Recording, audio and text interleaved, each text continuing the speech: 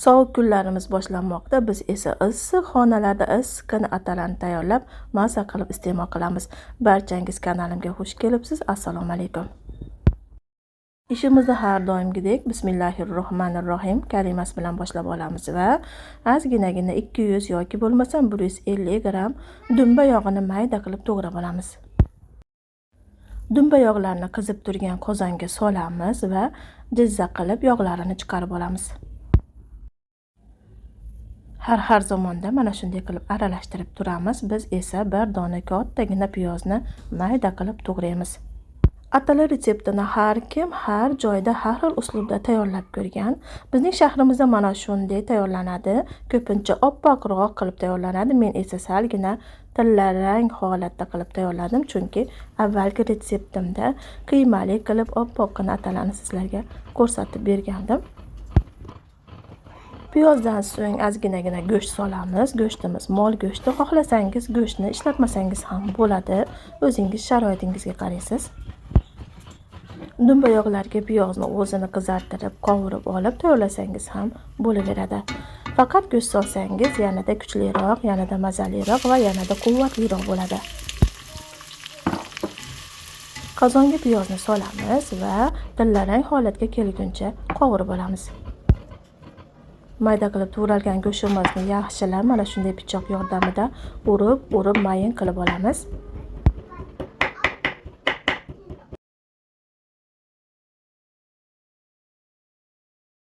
Siz hozir O'zbek Qaynona TV kanali bilan birgasiz. Albatta yangi kelgan mehmonlar bo'lsa, bir dona like tugmasini bosib qo'yasiz va kanalimizga obuna bo'lasiz degan umiddaman. Obuna bo'lgan va like tugmasini bosgan qo'llaringiz hech qachon dard ko'rmasin va Ka'batullohni ushlasin. Piyozimizni tillarang holatda qovurib oldik. Juda ham qizartirib yubormaymiz, chunki tayyorlayotgan retseptimiz tahir bo'lib qolishi mumkin.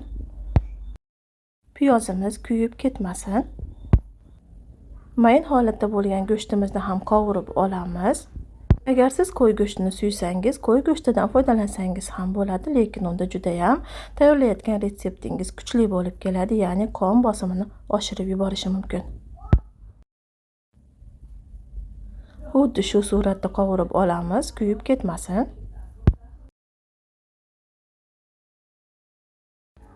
Endi qovurilgan mahsulotlarimizga un solamiz. Unni albatta elakdan o'tkazib yuboramiz.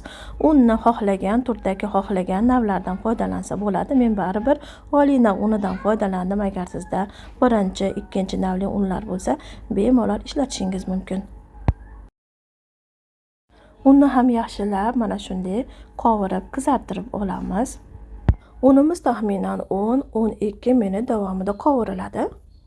Bundan 1 yil avval ham xuddi shunday qilib atalar retseptini mana shu kanalimga joylaganman, ammo juda ham ko'pchilik atalarga sut solinadi deb yozishgan. Men lekin esimni taniganimdan beri xuddi shu uslubda tayyorlayman, chunki bu mening buvajonlarimdan, momajonlarimdan meros bo'lib qolgan mana shu uslubda tayyorlash.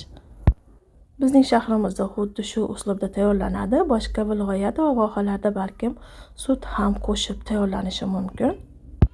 Barcha shaharlarning o'zining retsepti bor. Asosiysi men ushbu retseptni eng yaxshi ko'rgan insonlarim uchun taqdim etyapman. Endi esa suv quyamiz. Suvimiz muzdek holatda. Men Marva Zamzam suvlaridan foydalandim. Tozalangan, filtrlangan, sog'lik uchun foydali. 2 litr suv qo'ydim. Albatta ushbu suvimiz hali qaynab, maromiga yetib salgina kamayadi. Eslab qolishingizni albatta sizlarga tavsiya etaman. 1 piyola paxta gulli piyolada to'ldirib un solasiz va unga 2 litr suv solasiz. Shunda atalangiz normal holatda suyuq ham, quyuq ham bo'lmaydi, o'rtacha holatda tayyorlanadi. Albatta suv quygandan keyin toglarini yaxshilab aralashtirib qo'yamiz va tuz solib qo'yamiz. Tuzni o'zingiz tabga qarab solasiz. Atalamiz mana qaynab chiqdi. Albatta chiroyli bo'lib rang kirib qoldi. Ustida yig'ilgan ko'piklarni olib tashlamaymiz, chunki ular yog' hisoblanadi. Agar olib tashlasangiz, atalar juda ham yog'siz bo'lib qoladi. Qaynash jarayonida ushbu yog'lar, ya'ni ko'piklar yo'q bo'lib ketadi. Olovni balanddan ko'ra salgina pastroq qilib pastlatib qo'yamiz. O'rtacha olovda qaynab turadi. 35-40 minut davomida qaynasa, juda ham yaxshi pishiqqina bo'lib pishadi. Qaynagan sari mana shunday quyuq holatga keladi. Mana tayyor bo'ldi. Taxminan 35 minut davomida pishdi. Albatta har zamonda taglar bilan kovlab aralashtirib turamiz, chunki uni borligi hisobiga atalar tagiga olib qolishi mumkin. Tayyor bo'lgan atalarni endi kosalariga mana shunday suzib, dasturxonga tortiq qilamiz.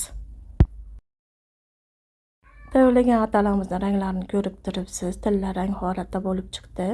Juda ham mazali bo'lgan. Albatta siz ham tayyorlab ko'rasiz, xuddi shu retsept bo'yicha. Barchangizga yoqimli ishtaha tilab qolaman. Roligimizni oxirigacha ko'rganingiz uchun sizlarga minnatdorchilik bildiraman va O'zbek Qaynona TV kanali har doim xizmatingizda. Fikrlaringizni esa kommentariy orqali kutib qolaman. Barchangizga rahmat. Allohimga omonat bo'ling.